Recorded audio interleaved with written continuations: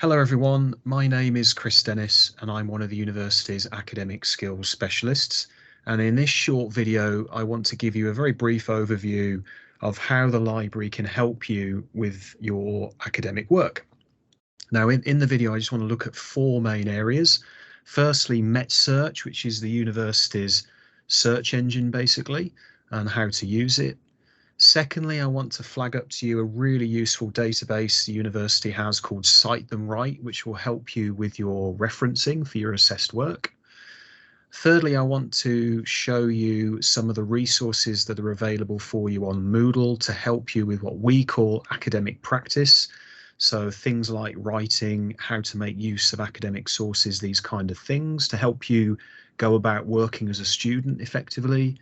And fourth, I just want to show you the library services web pages where you can find lots of useful information to help you access resources, practical information like opening hours, and also where you can get help with IT.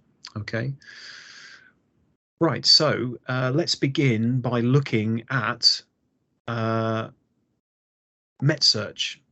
Now, in terms of how you access MetSearch, the easiest way to do this is to go to the home page and click on Library Information Services, which will take you to the Library Services web pages. You do have a way of searching MetSearch on this page, but I just want to take you down to the bottom here to the link to MetSearch itself. If you click on that, it'll take you to this page, which is essentially the MetSearch landing page. Okay. The first thing you should do whenever you get to MetSearch is make sure that you are signed in. Okay, so if you click on sign in the top right, select student or staff, and it will ask you to enter your username and password, which I've done previously. So there you'll see in the top right hand corner now it's got my name, which means that I am logged in. Okay. MetSearch is a very simple page to take in. You'll notice that there's the search box at the top, and this is where you enter the keywords for a basic search of the resources that the library has. So let's put in some fairly generic search terms just to generate some results. I'm going to put in reflective professional practice. Okay, so very basic search terms. You'll notice that I've included two ands there in capital letters. Those are called Boolean operators. If you want to find out more information about these operators, we do have resources available which will explain to you how they work and what they do. Okay, so let's just hit return and see what results come back. Now you'll notice across the top of the page there, it says that it's generated just over 19,000 results, which is not a surprise given that the search terms are quite general, but clearly that's a lot of results to go through. Okay, now I want to flag up to you the column on the right hand side of the screen called Tweak My Results. These are basically filters which you can apply to your results to narrow them down basically. Now, I would say that one of the most popular that students use is the date filter, which means you can look for sources published within a quite specific time frame. But the one I want to look at in more detail at the moment is resource type. Now, you'll notice that you've got lots of different resource types listed there, such as books, book chapters, newspapers, reference entries, images. I want to click on articles because it's articles that your tutors will undoubtedly mention to you fairly early on in your course. What we mean by articles are journal articles, articles published in academic journals, and it's these sources in particular that tutors want you to engage in. If you click on that filter, you'll notice that the number of results has gone down to about 13,000. It's still quite a lot because the search terms are quite generic, but the results that you're getting back are all listed as articles, and these are from different academic journals, such as Patient Education and Counselling, PEC Innovation, Journal of Pain and Symptom Management, all sorts of things. These are all online, so if you click on the online access link, you'll eventually get through to a PDF version of the article, which you can download and read offline and do what you want with. The same applies to many of our books, which are ebooks. So if you click on the link in the entry on MetSearch for that particular book, you'll eventually be able to open up the book on the browser. With some of these ebooks, you can actually download chapters or sections of them to read offline. It depends on the publisher and the type of subscription we have. But lots of our resources are digital, which makes it easier for you to access them. You may want to amend your search if you wanted to narrow down the results even more. If, for instance, we change professional to teaching, if we're looking for information about a school or teaching context, you'll find that we have a similar number of results, but these are about education. So if you click on articles there, you'll find that it's reduced down even more. We've got 12,000 there, but you've got sources now that are more relevant to a teaching context. You can do this as well by subject, which is another set of filters that we have on the search engine. So for instance, if you wanted to look at just reflective teaching, that's reduced the results down to 3,500 or so. So there are lots of ways for you to manage the results that your searches create.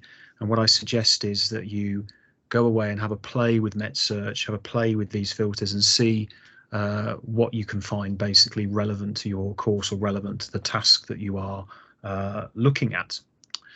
Okay, so that's a very quick overview of how you use MetSearch. I want to just look at a database that, as I said at the beginning, you'll find very, very useful as you progress through your studies at Cardiff Met.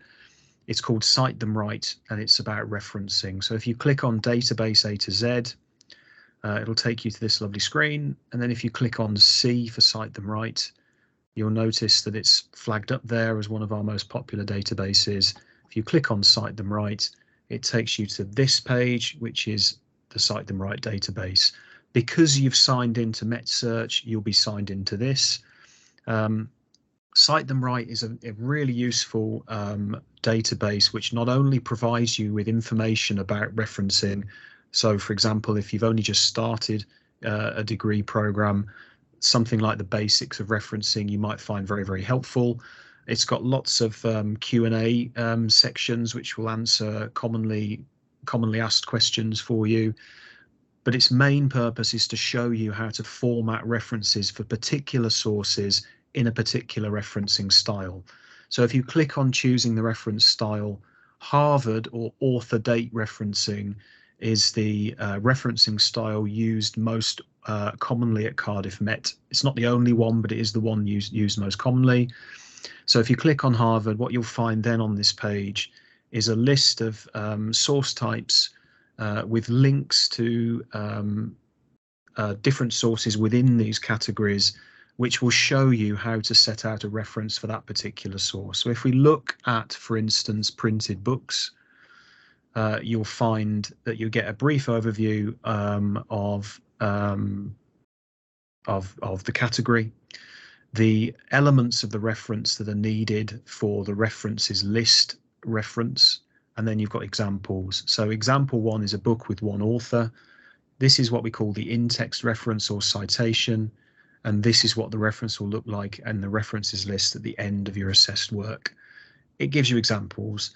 So you then look at the examples, you take the principles from the example, and then you apply it in your own references list to the sources you're using. Very, very useful. Okay, so that's the Cite Them Right database.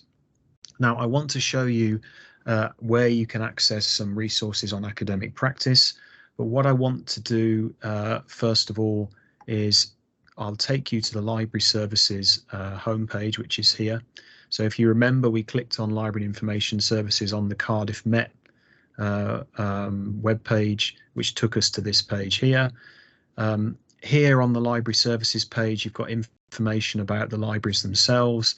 You've got ways of finding help, and then you've got this very useful link to IT services where you can get help with a range of hardware and software issues related to your academic work.